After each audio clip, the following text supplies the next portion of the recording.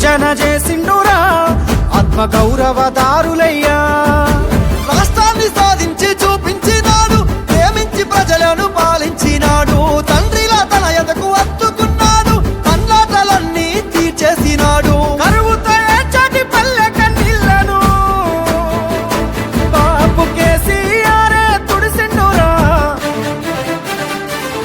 ఎంత ప్రేమను పంచిండురయ్యా చంద్రశేఖరయ్యా, ఎంత చల్లని మనసున్నోడయ్యా చంద్రశేఖరయ్యా.